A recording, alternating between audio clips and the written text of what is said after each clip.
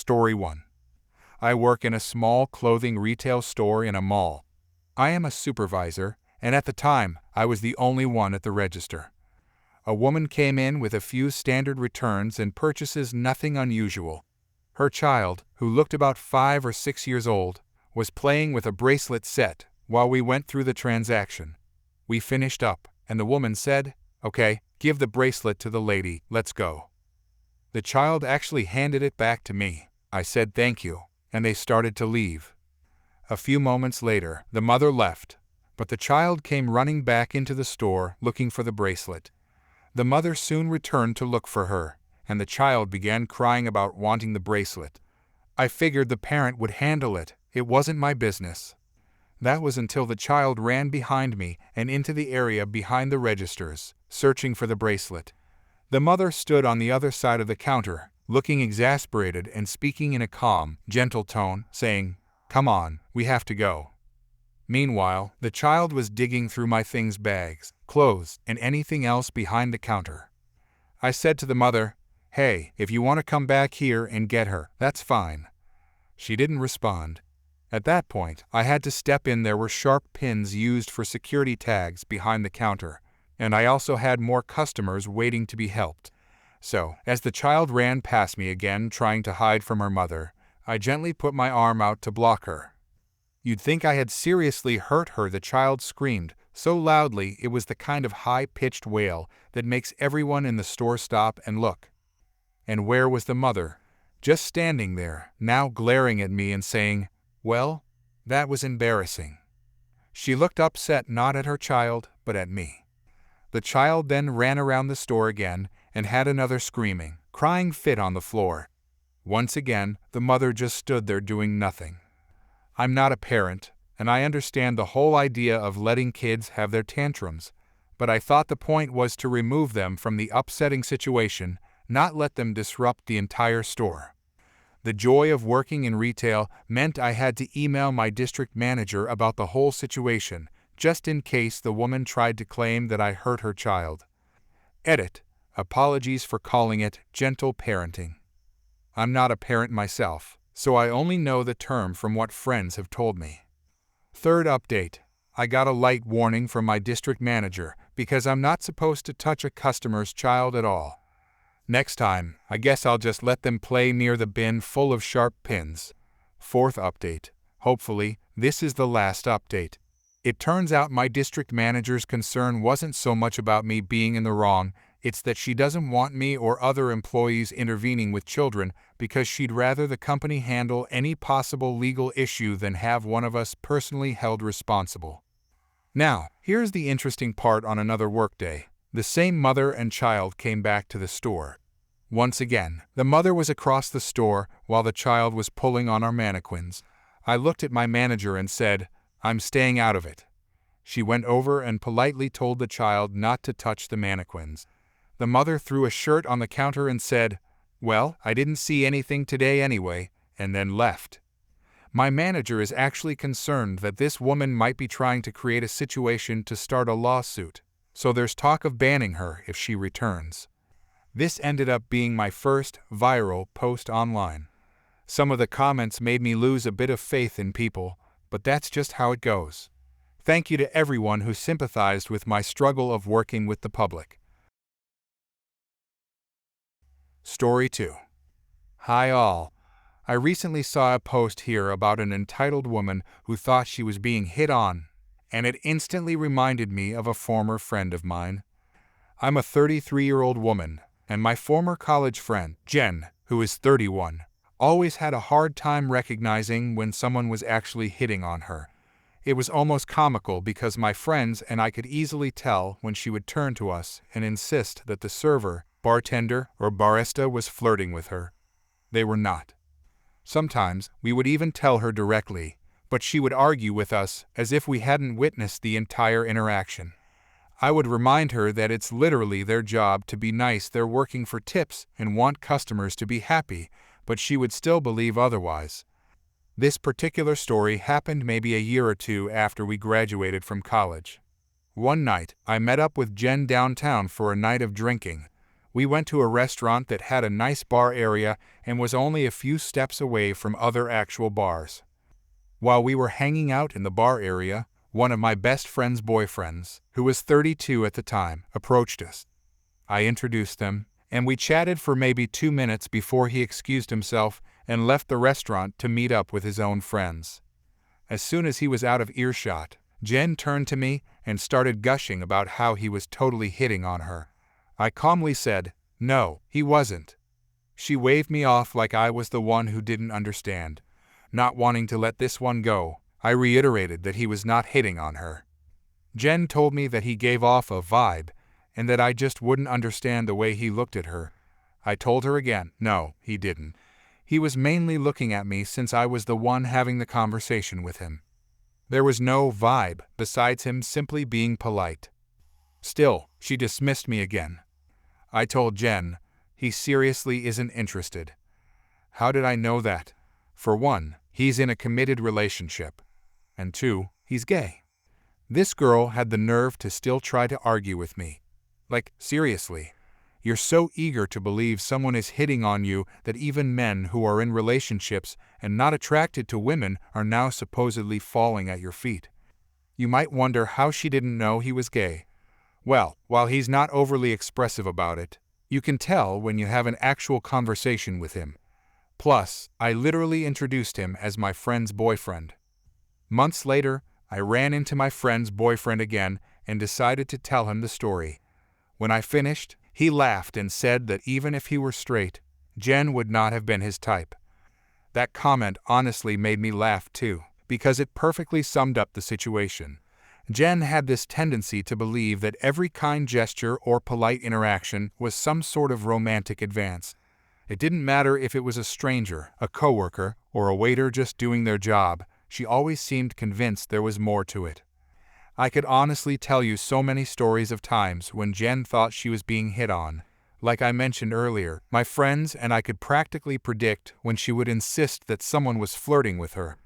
It became such a pattern that we'd share looks before she even said anything because we knew what was coming next. Sometimes, I think she just wanted validation or attention, and maybe she needed to feel special in some way. But it got to the point where it wasn't funny anymore, it was just uncomfortable, especially when she ignored reality and insisted she was right no matter what. Looking back, that night stands out as the perfect example of how oblivious she could be. Even when presented with clear facts that the guy was taken, that he wasn't even attracted to women, she still clung to her version of events. It was frustrating, but at the same time, it was one of those moments that really showed how out of touch some people can be with what's actually happening around them. To this day, whenever I see someone online talking about a person who mistakes politeness for flirting, I immediately think of Jen and shake my head. Some lessons just never seem to stick for certain people. Story 3. So, after all my experiences with the general public, this has been the craziest, wildest, most dumbfounding thing I've ever seen. I have never experienced someone having a completed and utter meltdown over nothing before. This happened today. I had to pick up some kitty litter and garbage bags on my way home from work, so I stopped at Kroger to get said items. Naturally, I got really distracted and started wandering the frozen aisle as I was struck with a need to get ice cream. I noticed a young man in the aisle with me, mainly because he was fairly attractive. He was a Hispanic guy, tall and wearing a soccer jersey and sweatpants that have been cut to be shorts and flip-flops. Like I said, I only noticed him because he was cute, but he also seems very young to me, maybe late teens, early 20s, and as I just turned 30, I noted his hotness but dismissed it. I was searching ice cream for one that doesn't contain anything I'm allergic to, a time-consuming task. Unfortunately, when I heard a woman's voice, it took me a minute to realize that the voice was slowly getting louder and louder, repeating "excuse me" with increasing agitation. I looked over, drawn by the loud noise, and saw a woman standing behind the young man. She was looking more and more angry as she kept demanding attention, and I, being the busybody I am, could not look away. She eventually reached out and jabbed her finger into young man's shoulder. He spun around, and I mean spun around, looking utterly startled. She immediately lit into him. "I've been trying to get your attention forever. How dare you ignore me when you're paid for your bad customer service? I need help." Yada yada yada. I realized with my own slow, dawning confusion and horror, the same emotion you'd feel if you were watching a Chihuahua pick a fight with a Saint Bernard, or seeing a car crash, that she thought he was an employee. I honestly couldn't look away. The woman was getting more and more angry, and the young man began to flash his hands at her. I realized abruptly that he was deaf. It's pretty obvious. He was pointing at his ear repeatedly and trying to sign. This only infuriated the woman even more, and she started swinging her hands around, saying, "Look, I can do that too. Show me where the frozen pizzas are." The young man was starting to look really terrified, and I couldn't help but step in. I work in social work, currently with addicts, but before that I was in foster care, and before that I was a security guard and bouncer for years and years, and before that I was in the military, so I have a strong urge to butt into any and all things that don't involve me, if I feel a vulnerable party needs to be protected. I briskly walked up and gently pulled the kid away. I explained curtly, but politely to the woman that he clearly did not work there and was most likely deaf, and could she please calm down, she was causing a scene. She accused the young man of lying to get out of doing his job, that he was faking being deaf, and how did I know if he was deaf? I pointed out he was fairly clearly signing and still was doing so behind me.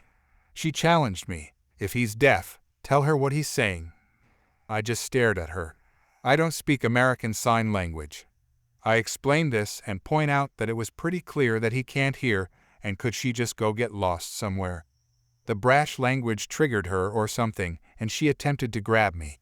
Besides being a former bouncer, I have PTSD, and if I could walk around with a sign attached to me with big lettering that said, "Do not touch," I would. My first instinct was pretty much to slap my hand out, unbalancing her and sending her careening into the nearby glass case. Now, I'm 5'7" and about 160, and in my office clothing so I don't look intimidating, but I can be if I want. I squared my shoulders and tried to make myself as big as physically possible. The lady proceeded to lose her mind. She started bawling, leaning against the glass case like I've broken her spine or something, sliding down as she kicks her feet against the tile and screaming, wailing at the top of her lungs. I swear to God, every Kroger employee in that store probably converged on our location in seconds. I quickly explained what's going on to first an employee and then to the manager, who appeared just as quickly. The manager took one look at me, then the poor kid who just looked like he wanted to die of embarrassment and terror, and then the woman who was still screaming about how I've broken her body. "Call the police." The manager swung about and started rapid-fire signing to the young man, who looked so relieved that he's about to cry. She then turned to the woman and told her in the coldest, most frosty voice I've ever heard in life that the cops would be called, but it wouldn't be me nor the young deaf man facing their wrath. The woman just stared at her blankly, going completely pale. The police were called, and we filed a complaint. The nice young man emphatically, if a little shakily, signed, "Thank you," the only sign I really know, and we parted ways, each with $100 store voucher thing. I drove home and promptly cracked open a bottle of wine, because honestly, what the actual mess? Still in shock. The only thing I can think is the lady must have some mental issues, but I mainly feel so bad for the kid. Being in such a hostile situation with no way to communicate. Poor guy. Story 4. So first off, this story took place in January of this year at the same store where I worked, the same one where shopping cart Karen once tried stealing a little cart that belonged to the employees. The store also offers online shopping, which has boomed significantly since the pandemic. Usually, if someone has an issue with a product in their order, they can either call the store to get a refund or replacement, or go up to the service desk and ask for one there. Simple as that, right? Apparently, not for the entitled mother in this story. And here's the star-studded cast. Me, a 21-year-old worker. Entitled mother, the main troublemaker. Customer service lady, the unfortunate target. Co-worker, my colleague in the back room. Manager, the person in charge of the chaos. It was around 2 in the afternoon, and I was standing in the back room where online orders are stored and sorted, counting down the minutes until my lunch break. That's when the store phone rang, and one of my coworkers answered. After about a minute of talking, she hung up. I was a little curious, so I asked her about it. Me? Customer? Coworker. Yeah, she seemed really upset about something with her order. She said she's coming inside to talk to the manager. Me. All right. I started feeling a bit uneasy.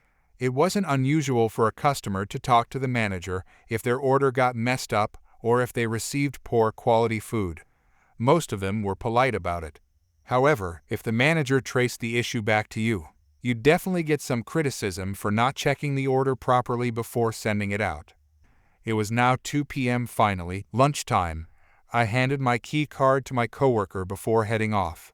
But before officially going on break, I decided to discreetly walk past the service desk. That's usually where customers meet with the manager to discuss problems or complaints. I wanted to see if the item they were bringing in was something I had picked earlier that day. As I slowly passed by, I noticed a blonde, heavyset, middle-aged woman wearing all pink storming into the store with a bag of avocados in her hand. If this was the customer, I was relieved I definitely hadn't picked any avocados for an order that day. I stood next to a cookie stand and pretended to text on my phone so I could quietly observe. The woman stopped at the service desk and began ripping open the bag of avocados. It was odd behavior, but when I looked up again, I watched in disbelief as she took one of the avocados, marched up to the counter, and threw it at the customer service lady who was in the middle of helping another customer. The avocado missed her and hit a cabinet door with a loud thud, almost like a hockey puck hitting a board. The customer service lady jumped back instinctively, and everyone nearby quickly backed away. The woman then ripped off her mask and started yelling at the employee. I didn't stay for the whole exchange, but I caught parts of it. Entitled mother, you think this is a joke? You think you can sell this to people? Customer service lady, ma'am, did you just throw an avocado at me? Entitled mother, yes, I did. I paid $4 for these, and they're hard as a rock. My kids can't eat this. They're dangerous. You people are trying to rip me off, and I won't let you. I demand to speak to a manager now. And just like that, she threw another avocado. Once again, she missed the employee, and it hit another cabinet door. That's when I decided I had seen enough. I ran toward the break room, still hearing her yelling as I got there. I saw my manager quickly leaving her office, and I began to tell her what I had witnessed. But apparently, she already knew someone working near the front had texted her about the situation. I decided to clock out for lunch, but stayed in the break room until things settled down. About 30 minutes later, after hearing bits and pieces from coworkers coming in and out talking about the crazy lady, I saw my manager return to her office. Curious, I asked her what happened. Me, is everything okay? Manager, yep, all good. We called the police. They came and took care of the situation. Me, so, she was arrested. Manager, oh, absolutely. She threw a bunch of avocados at people. Who does that? Me, yikes. So yeah, in the end, that entitled mother was arrested. I don't know what happened to her after that, and honestly, I don't want to find out. It still amazes me that she completely lost control over a bag of avocados that she could have easily had replaced for free. But instead of calmly asking for help, she decided to throw them at customer service staff and demand to see the manager while not even wearing her mask properly. Sorry, lady, that's just not how life works. Story 5. This is the story of how my mom destroyed 2 teachers for messing with me and my older brother. I apologize for all spelling and grammar mistakes. English is my second language. Some background. We all were born and live in Poland, so some things work here differently than in other countries. Me and my brother both suffer from glaucoma. He is currently blind, but he had better eyesight than me when we were kids. Our mom is not perfect. She is in fact very imperfect. She can be selfish, petty, egoistic, annoying, and she tends to forget everything wrong she did. But she will remember even the smallest slight against her, true or not, and will not forgive it. She has some characteristics of a classic sociopath. But if anyone just touched her children, they would invite their own doom. Hell has no fury like my mother pissed off. When it comes to wrath, Khan was a puppy when compared to our mother. First story happened when I was in 4th grade, at the end of May, 1996. I went to a school for blind and visually impaired, as my left eye is broken. That year we had a new class and a new teacher, let's call him Mr. Jerk. The class was a combination of how it works, home improvement, and shop class. It was in 1996. Back then it was okay for 10-11-year-old kids to use hand tools. Our teacher was young, and in order to be more hip, or whatever you call that, with us, he threw at us one-liners from 1001 Funny One-Liners and Insults booklets. By this he gave us permission to retaliate the same way, and we did, but because we were kids then, not only we were better at this, but also knew more biting responses. Because of the state of my sight, it's very hard for me to recognize faces, and almost impossible to see if someone is happy, sad, or pissed off at me. So one day I crossed the line and pissed off the teacher so much, he actually smacked me in the head. Hard. Side note, glaucoma increases dramatically the risk for retinal detachment, which can lead to blindness, and I already had one eye that didn't work. So I told it to my mom when she came to pick me up. My mom just straightened up, asked who witnessed it, entire class of 9 students. She grabbed one of my classmates. He went pale when she did, and dragged us both to the principal's office. She barged in like Spanish Inquisition and asked our principal if he knew what happened in his school and if he'd like to have a visit from some journalists from the local radio station. The principal asked what it was about, and then she told me to tell the story, which I did promptly. She then asked my friend, "Is it true, Kay? Is it?" "Yes, ma'am," he mumbled, barely standing straight as he was shaken by my mom and the situation. We were told to leave. I'm sure Kay felt like a death row inmate getting amnesty just minutes from scheduled execution.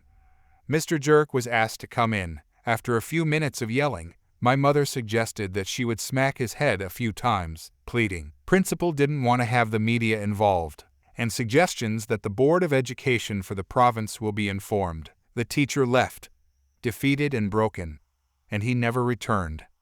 Second story happened earlier, in November or December. My brother went to normal, public school. He was in 8th grade. His English teacher, our second language, didn't like him. His classmates didn't either. One day my brother couldn't answer a grammar question. The teacher, let's call her Miss Dummy, told his classmates that he needs a beating. Well, they assumed it was their homework, so as soon as classes ended, my brother was surrounded and beaten up by 6 or 7 of them, while the rest of the class watched. I remember when he returned home that day, all bloody and bruised. My mom asked him what happened, and when he told her, she ordered me to get dressed. She took care of brother's injuries, and we went back to his school 20 minutes later. My mother was invited to the principal's office, both Miss Dummy, class teacher, Miss Incompetence, and school counselor. This time I stayed outside the office, but despite the soundproof doors I heard our mom yelling. Counselor was beaten with decibels for not doing his job, that is dealing with classmates not liking my brother for being visually impaired. The class teacher was declared an incompetent idiot for not seeing signs that the classmates wanted to beat my brother, but only needed a reason to do it. Miss Dummy was informed that after her 15 years of experience, she is still a screw-up and won't teach anyone, anywhere. The Board of Education will be informed. End result was that Miss Dummy was dismissed disciplinarily and lost her right to teach. Miss Incompetence had a permanent negative mark in her record. The Board of Education was informed, and my brother was moved to my school. The principal was happy that she would never again have to face my mom. Story 6. I previously made a post about the intrusion of my sisters-in-laws on a family discussion forum if you'd like to read more about it there. If not, all the information you need should be in this post. This is one of the most unusual situations I've ever dealt with, so I had to make another post about it, especially since things have escalated. For context, I, 21-year-old female, have always had a pretty close relationship with my sister and her husband, my brother-in-law, 30-year-old female, 30-year-old male. They are currently still living with my parents and me since the rent is split between both parties, making it more convenient for everyone. My sister and her husband had their first baby in June, and since then, the household dynamic has completely changed. It no longer feels like our family home. It feels as if we are living in my sister and her husband's house. The first issue: my sisters-in-law's, her husband's family come over to our house far too often. My sisters-in-laws already have a history of testing and crossing boundaries, paired with a lack of basic home etiquette. Also, historically, my sister's husband has not been great at setting firm boundaries with his family. The boundary they are currently crossing is that they visit way too frequently, always using the excuse that they are coming over to help my sister and her husband with the baby. It started off with only my sister's mother-in-law and sister-in-law coming over to help with the baby. It has now progressed to include the mother-in-law, sister-in-law, the sister-in-law's lazy boyfriend, and the father-in-law coming over at the same time every week for several days in a row. This would be slightly understandable if they all contributed equally to helping with my sister's baby. But the truth is, most of the time, it's only the mother-in-law who helps. The rest of them just sit on my couch, use my television for hours, and even take naps there. I have been very patient with both my sister and her husband about this because I'm fully aware that caring for an infant is a lot of work, probably more than I can even imagine. I also gave them some grace because, as I mentioned, we've always been closer than most siblings are with their brother-in-law. They've always been kind enough to invite me to their outings, buy me gifts they didn't have to, and spoil me overall. For that, I'll forever be grateful. But I decided to speak up when the issue started affecting my mental health about a month into the ordeal. It didn't feel good coming home after a long day and realizing I didn't even have the freedom to enjoy my own home because an entire family was taking up space in my living room.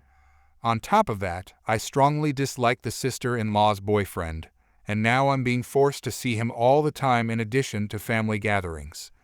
To this day, I come home anxious and on edge because the in-laws might be there, and I'm constantly stressed that I might lose my temper and say something I'll regret. It feels like I'm no longer receiving the respect and consideration I deserve as a member of the household. Despite all this, I've communicated my feelings calmly to my sister 3 times. Each time, the conversation seems to go well, but then nothing changes. The last time I opened up to her, I told her that my emotions were escalating and that I was trying hard to maintain peace for both her and my brother-in-law, but she needed to do something to resolve the situation soon. She told me she understood and asked for more time. It's been a month since that conversation, and nothing has changed. It almost feels like the in-laws have doubled down on their visits and are coming over even more often. Now, I feel even more disrespected because it's as if my efforts to communicate how I was feeling meant nothing to her. It seems that both she and her husband are too afraid to stand up to his family. Second issue: both my sister and her husband are now giving me the silent treatment because I slammed the door in front of the in-laws. As I mentioned, it was only a matter of time before I became directly rude to them. In fact, I had already stopped making the effort to greet or acknowledge them when they came over. But these people clearly have no sense of social awareness. Last week, they came over on Friday, Saturday, and Sunday. I was angry, but I held it in and went about my usual routine. By Monday, I was feeling very anxious, and even my usual coping mechanisms weren't helping. It was just an awful day overall, I thought. They were here all weekend. Surely, they won't be here today when I get home. So, I texted my sister the following: "Please tell me they are not at the house today. I'm having a really bad day, and I don't think I can handle it." She responded bluntly, "My husband's mom, dad, and my sister-in-law's boyfriend are here." To me, her tone read as, "I don't care how your day went. They're here, so deal with it." I texted her back, "This is getting really frustrating." She didn't respond. When I got home, My boyfriend who picks me up from campus was also upset, and we both went straight to my room. My anger was at its peak. It had been 4 months of dealing with this nonsense, and I was done. My boyfriend and I decided to leave the house until they were gone, and on our way out, I slammed both my bedroom door and the front door. I immediately received an angry text from my sister, basically saying the following: "Really? You can be angry at me, but what you just did disrespected my husband, my baby, and his family." The first thing I thought was, how did I disrespect her baby by closing the door too hard? I responded, explaining that my anger wasn't directed toward her husband or her baby, it was directed toward her intrusive in-laws. I reminded her that I had already spoken to her about my growing frustration several times. I also pointed out how quick she was to scold me, yet she never corrects her in-laws, who have been overstepping and disrespecting our household boundaries for months. She replied that her in-laws had been nothing but kind to her and her baby, and that her baby was her #1 priority now. Nobody was saying she shouldn't prioritize her child. I was simply asking for some respect and consideration in my own home. She also tends to emphasize her postpartum health issues whenever I try to talk to her about these things, which makes me feel guilty for bringing up my concerns. My last message to her was essentially that I understood she was going through a difficult time, but that didn't mean she could dismiss my feelings or opinions about what goes on in our shared house. She and her husband chose to have a baby in a home they share with our parents and me, so they need to take all of us into consideration. At this point, it's clear to me that both my sister and her husband feel entitled to have full control over the household just because they're new parents, and now they're giving me the silent treatment. Mind you, her husband has never given me the silent treatment before, not even during one of our worst fights when I raised my voice at my sister. But apparently, when I disrespect his mother and his family, that's when he decides to go quiet. Honestly, I find it disappointing and childish. I feel completely disillusioned by both of them right now, and it's really messing with my head. Have they really changed this much after having a baby? Eventually, I broke down and talked to my mom about everything. She seems to understand my side. My parents both work long hours, so most of the time, they either miss the in-laws' visits or come home just as they're leaving. That's why this situation affects me more than it affects them, and why they hadn't said anything earlier. My mom spoke to my sister on my behalf, and now my sister is claiming that the frequent visits will end once her maternity leave finishes next week in November. I'm hesitant to believe her, but I guess we'll see what happens. She also said it would be rude for her to tell her in-laws, especially her mother-in-law, to stop coming over so often. But that's not rude at all. That's called setting a healthy boundary that they should respect, especially since this house has other family members living in it. Now, my dilemma. At the beginning of October, my sister invited me to a dinner she's hosting this Friday to celebrate her baby's first Halloween. Of course, the in-laws will be there. Since both she and her husband are currently ignoring me, I don't know if I should even attend this dinner. The thought of missing my niece's first Halloween makes me really sad. But I also don't want to sacrifice my peace of mind by sitting in a room full of people who are currently treating me like the villain. What should I do? Any advice or insight would be appreciated. If you read this far, thank you. Side note, I know I'm old enough to move out, and trust me when I say I'm working on it. Realistically, I might not be able to move for another year or so I'm just trying to figure out how to handle this situation until then.